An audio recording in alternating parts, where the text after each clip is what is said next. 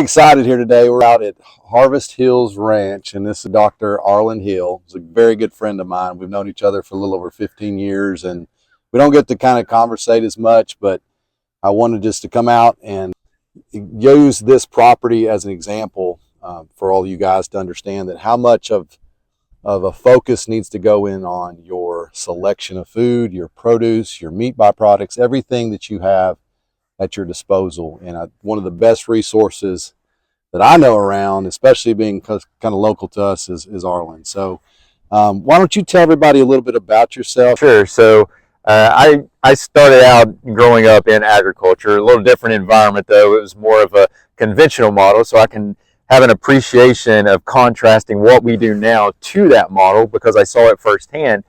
And as you know, both of us being chiropractors, I took a few years, went into the healthcare route, and started realizing that a lot of the things that I was sending patients out to tell them to purchase and to find sourcing for just truly wasn't available at the level and quality that we thought should be just easily accessible. Right. And that led us down a trail of wanting to be the resource for patients and for others out there that were looking for that same kind of level of nutrition in their food. And we made the jump and got back in agriculture. And you know, the one thing I want people to understand is that like he says, the passion, the history that he's got, but also, you know, something that's getting thrown around a lot nowadays, especially online, and as people are more inquiring about their health, is the word functional. And really, you know, you were doing things with functional healthcare before functional was cool. Yeah. Tell us a little bit about that.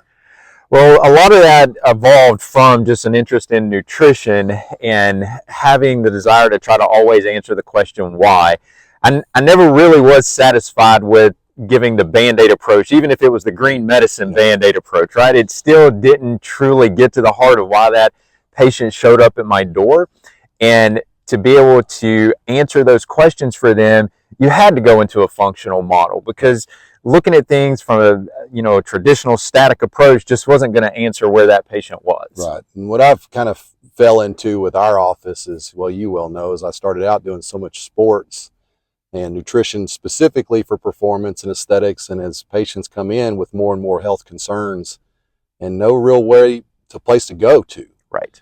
And so, you know, I just want to let everybody know that he was a wonderful resource for me very early on of just inquiring about certain specifics of just, there wasn't much information on it at the time.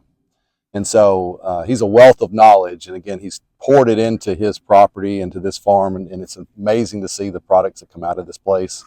And give everybody kind of an understanding of why it's important to seek out local establishments and obviously local farmers.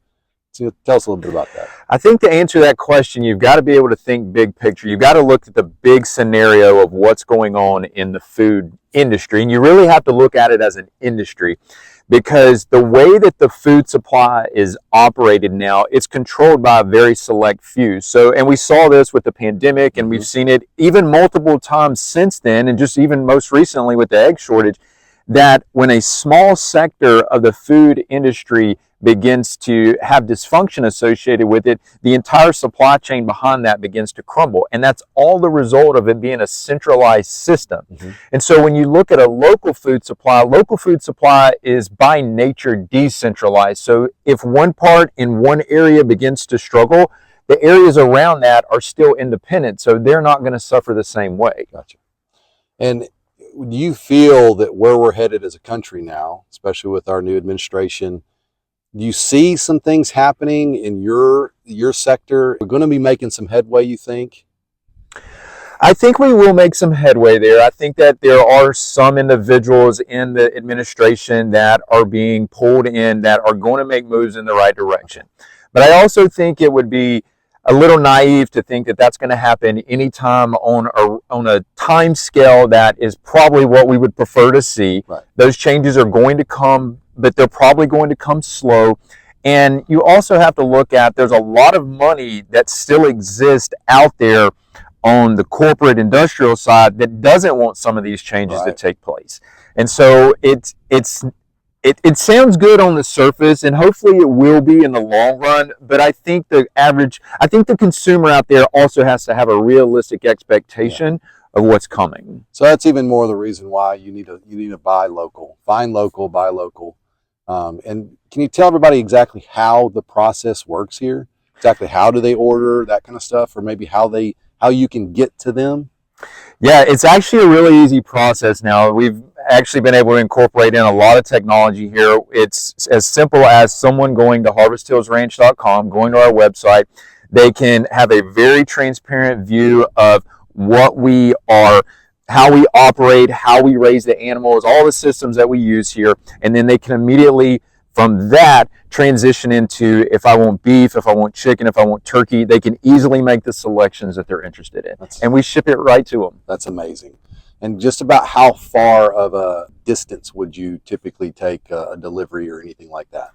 Yeah, so we can ship through all Texas easily, okay. And then we also ship to the states surrounding Texas. Okay. And so our thought process on this is that we're not trying to feed the world, right? We're trying to be really good at serving the people that we serve, but there are other farms out there, and this is the whole mindset of a local food supply, is that those farms should be serving those regions. Right. So, and that's the thing, is that I think that we have an opportunity to have an asset in close to our backyard. We're only about an hour and 45 minutes really from the office where we're at here today. And so having an opportunity, exactly kind of what does the menu look like around here?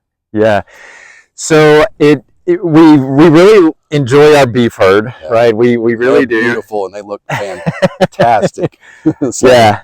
We put a lot of pride in those guys, and the majority of operations around the ranch runs around them. But we also integrate in other species to optimize for example, to optimize the cow herd. So, for example, what we do with chickens and what we do with the turkeys, the impact that has on the pasture optimizes the growth in the growing season and creates a higher level of nutrition in the forage. So when the cows come and eat behind that, we're driving as much nutrient density into those animals as you can possibly drive into them. And why that's so important, and of course, when it's one-on-one with a patient, especially in my office at Finish First, it's with discussing the nutrient density of foods. And we see this in blood work all the time, is that you're like, well, and I'll have somebody that states that they're eating a pretty well-balanced diet, but they're still very low or deficient in B12, folate, ferritin. Maybe their magnesium levels are low. Mm-hmm. And a lot of it has to do with is that our foods nowadays have just been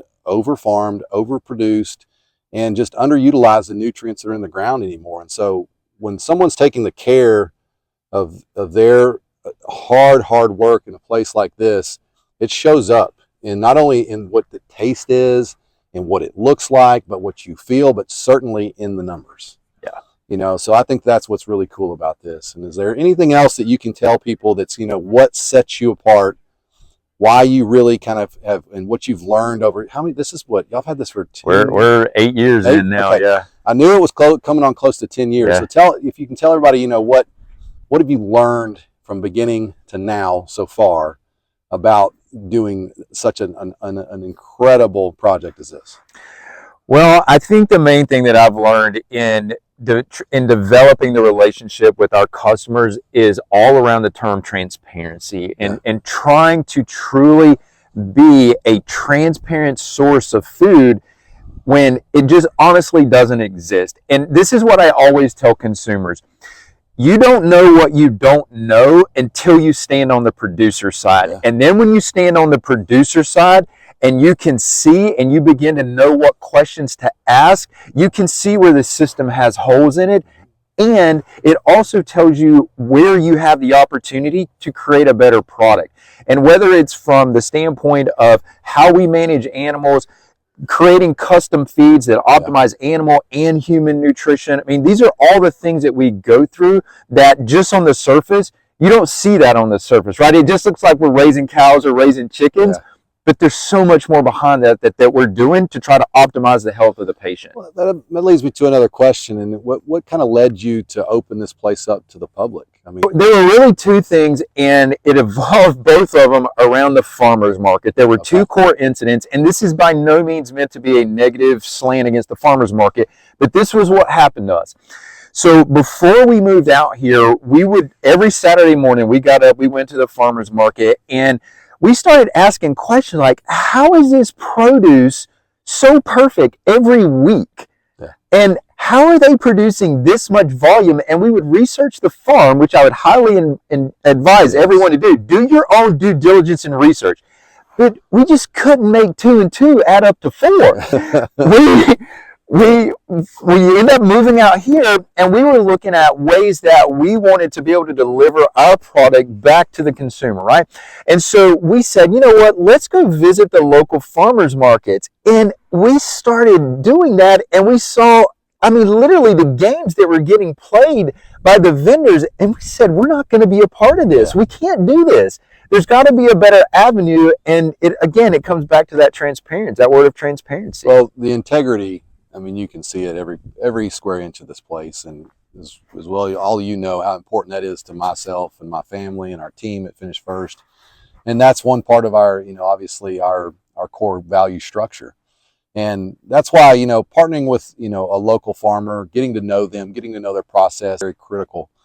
See what goes behind the curtains and things like that. So would you like to leave them with anything? If you're looking for a resource, start local and look for individuals who are showing you what they're doing, who are, upfront and actually enjoy showing it. I love, we were just recently talking about making videos, right? Yeah. One of my favorite things to do on video is to come out and shoot these animals and to just show the experience with these animals. And so we like sharing that. And so if you're looking for things, products like we talked about that we produce and you're local to us, by all means, reach out to harvesthillsranch.com.